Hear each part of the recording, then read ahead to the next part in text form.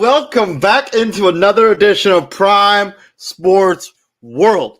If you're a first-time guest, please like, share, and subscribe to the podcast. We go live basically every single day on Facebook, YouTube, Twitter, Twitch. You name the platform, we're on there. And I'm about to share the link onto our streaming platforms as well. We're on the plethora of streaming platforms. So if you do happen to miss us live, you can catch us and watch us later. We're on Apple Podcasts, Spotify, Amazon Music, and iHeartRadio. So if you're unfamiliar with Prime Sports World, we are a sports podcast. We basically go live every single day, bringing the most up-to-date content, including tomorrow, which is going to be a college basketball show. And then Saturday, the NBA All-Star Reserves were just announced today, a couple hours ago, actually. Me and TJ Hopkins is going to react to who the reserves are that were announced earlier today. So keep an eye out for that content. Please like, share, and subscribe to the podcast. And also give us a like there on the old Facebook. If you would like to join me on this particular show and talk a little bit about the Indianapolis Colts offseason preview, I have shared the StreamYard link into all of the places that we're currently live. So if you want to hang out with me, talk a little Indianapolis Colts football, more than welcome to do so. And who am I? I'm, of course, your host, David On Point Huffman. I am the executive producer of Prime Sports World. I'm also their main host. I basically host the show almost every day. On top of my normal job, which is working TV here in Fort Wayne, Indiana. So, continue to check us out here at Prime Sports World. As I mentioned, I do live here in Indiana. So the Indianapolis Colts, there are a lot of Indianapolis Colts fans around where I live. Pretty rough season for the Indianapolis Colts. This is almost last season. The Matt Ryan experiment did not work out at all for you guys at all. Frank Wright ended up losing his job. They hired Jeff Saturday to be the quote-unquote interim head coach. It's not totally clear if he's going to get this job. They finished the season 4-12-1. Probably when me and TJ do this episode here down the road, we talk about the most disappointing teams in the National Football League. The Indianapolis Colts will definitely be in that conversation. Right along there with the Las Vegas Raiders. All the hype for this team. Jonathan Taylor gets hurt early. Matt Ryan doesn't work out at all. Offensive line never really meshes after Quentin Nelson got injured. A lot of question marks when it comes to the Indianapolis Colts and what they're going to be doing.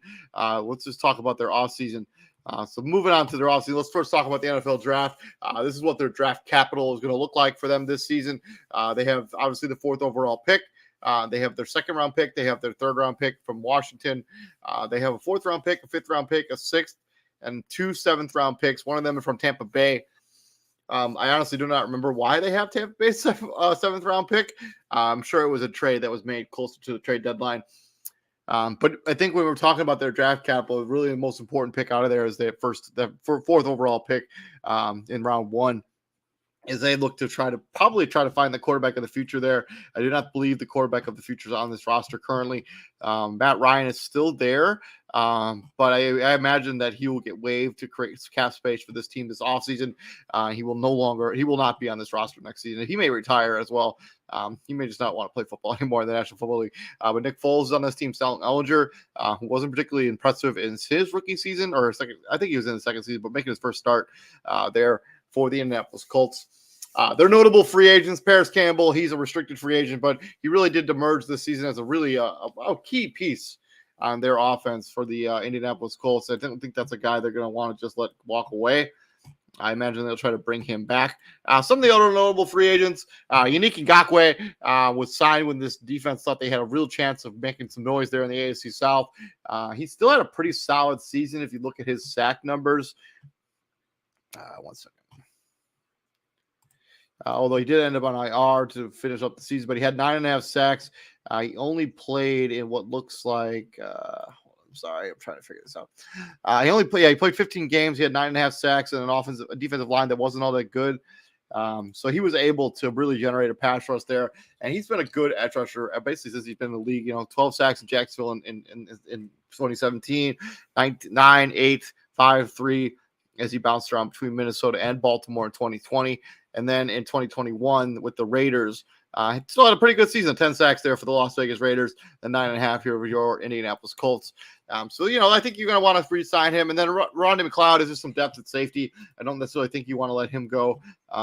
He was the starting safety for you guys, but if maybe you can find a cheaper option, you may want to be pressed to do that. He is currently making $1.7 million. I would imagine that they're going to try to bring him back on a pretty cheap deal. Paris Campbell is actually unrestricted, so he could walk if he did not get the contract that he saw from the Indianapolis Colts. But I imagine they're going to want to try to keep him around. Pretty valuable player. There are some other ones. Matt Pryor, who plays offensive guard for them. Dennis Kelly, who's a tackle, a swing tackle, pretty good value there. Somebody who gives you some depth there at the tackle position, offensive line. But so right now with Matt Ryan's contract still in the books, but I think he'll probably be released sometime in late June, after the June deadline, when he can be released without the massive cap hit. You have $13 million in cap space, which isn't all that much for a team that has big time holes. So Chris Ballard is still the GM of this team. This feels like his last opportunity to still be the GM of this team. Jim Irsay, obviously team president, owner of this team. And then Chris, the head coach, obviously Jeff Saturday, ended the season as the head coach of this football team. Wasn't particularly impressive in his tenure as the head coach of this team. They really didn't play well under him.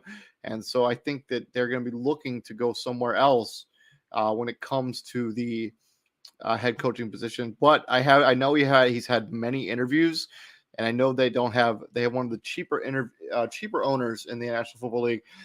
They have interviewed Don Martindale, the defensive coordinator for the New York Football Giants. Could be one of the guys that's one of the head runners for the Colts head coaching job, and a guy could be potentially that guy. So they have had Wink Martindale, for the New York Giants. I'm just not crazy about him as a candidate. I mean, he's the defensive coordinator for the New York Football Giants, but the New York Football Giants didn't have exactly an elite defense this season. I would probably be looking for somebody.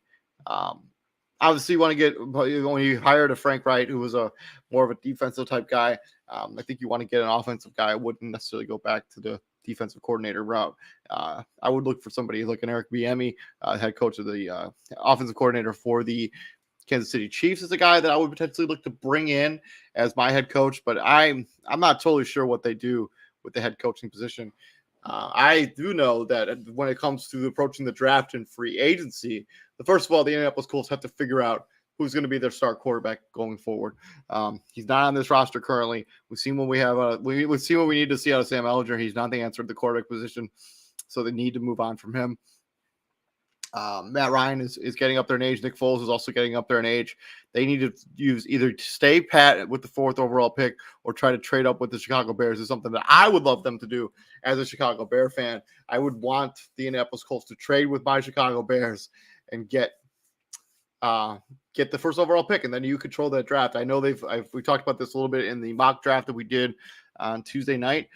They're in love with Will Levis, and I can see why. I mean, he has all the intangibles to be a potential franchise type quarterback. But you have to watch his tape, and he has some issues. I think if you can get up to number 1, you have the control over this quarterback class. CJ Stroud, the guy who has the big body size, it could be, the heir apparent there to Andrew Luck. You have Bryce Young, who won a Heisman, was a really good player in college. I don't necessarily think you can go wrong with either of the 3 guys. I think all 3 of those guys have upper echelon starting quarterback potential. So we'll see.